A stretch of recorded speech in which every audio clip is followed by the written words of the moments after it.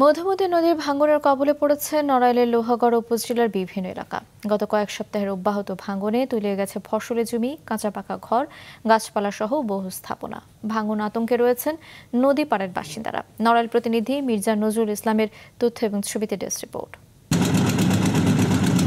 প্রতি বছরের মতো এবারও জুন থেকে নড়াইলের মধুমতি নদীতে শুরু হয় ভাঙন। গেল ৩ সপ্তাহ ধরে বেড়েছে ভাঙনের তীব্রতা। প্রতিদিনই নদী গর্ভে তলিয়ে যাচ্ছে তীরবর্তী বিভিন্ন স্থাপনা। দিশেহারা লোহাগড়া উপজেলার জয়পুর, ইতনা, শালনগর, লাহুরিয়া ইউনিয়নের বাসিন্দারা। ভাঙনের ঝুঁকিতে শত শত ঘরবাড়ি, কবরস্থান, মসজিদ, পাকা রাস্তা সহ বিভিন্ন গুরুত্বপূর্ণ স্থাপনা। মধুমতির দুপারের অন্তত ৬ কিলোমিটার এলাকায় ভাঙন তীব্র থেকে তীব্রতর হচ্ছে। ১৫-২০ দিন আগের থেকে ভাঙা শুরু হয়েছে।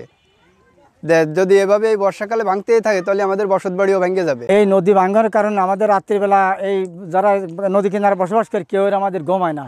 আমাদের বহুত অনেক বাড়িঘর ভেঙে যাচ্ছে, নদী ভেঙে গেছে এবং ভেঙে যাবে না। বাপ মারা গেছে, দাদারা চলে গেছে, আমরা বাপ চাচারা সবই চলে গেছে। এখন আমিও যে এক করতে বাড়ি ৬টা বাড়ি করি, তাও চলে গেছে। তারপরে এই ৫-৬ বছর চলে গেছে। বেশ কয়েকটি স্থানে জরুরি ভিত্তিতে সামান্য কিছু জিও ব্যাগ দিয়ে ভাঙন রোধের প্রাথমিক চেষ্টা করা হলেও তা তেমন কাজে আসছে না। কিছু এলাকায় অস্থায়ী বাঁধ দিয়ে ভাঙন ঠেকানোর চেষ্টা চলছে। স্থায়ী বাঁধ নির্মাণের দাবি জানিয়েছেন নদী পাড়ের মানুষ। খাবার খোরাক বা আমাদের চলাফেরার খুবই সমস্যা। তা আমাদের এখানে যে কোনো কায়দায় এটা আমাকে একটু বাদ ছাড় দিলে ভালো হবে। চর দানাই পুরাটাই বিলীন হয়ে গেছে এবং ফসলি সমস্ত জমি নদী গর্ভে চলে গেছে। আমরা আশঙ্কায় আছি যে জিও ব্যাগের যে কাজটুকু করা হয়েছে ওইটাও আবার ভেঙে না যায়। এজন্য আমরা আশু পদক্ষেপ গ্রহণের জন্য যথাযথ কর্তৃপক্ষের কাছে বিশেষভাবে অনুরোধ করছি। ভাঙন কবলিত এলাকায় স্থায়ী বাঁধ নির্মাণের জন্য প্রকল্প জমা দেওয়া হয়েছে।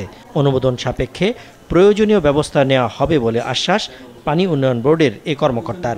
মধুমতি নবাঙ্গ প্রকল্প একটা প্রকল্পের আন্ডারে আমরা প্রায় 4.24 কিলোমিটার নদীর তীর প্রতিরক্ষা কাজ, যেটা ব্লক দ্বারা পার্মানেন্ট প্রোটেক্টিভ ওয়ার্ক, এর কাজ প্রায় আমাদের শেষের দিকে। প্রায় 98% কাজ আমাদের শেষ বাস্তবায়িত হয়ে গেছে। আমরা আমাদের ঊর্ধ্বতন কর্তৃপক্ষকে এটা অবগত করছি এবং ইতিমধ্যে আমাদের ঊর্ধ্বতন কর্তৃপক্ষ জায়গাগুলো পরিদর্শন করে গেছেন এবং পরবর্তীতে আমাদের ঊর্ধ্বতন কর্তৃপক্ষ নির্দেশনা অনুযায়ী পরবর্তীতে আমরা এসব কাজ জায়গাগুলোতে আমরা প্রয়োজনীয় ব্যবস্থা গ্রহণ করব।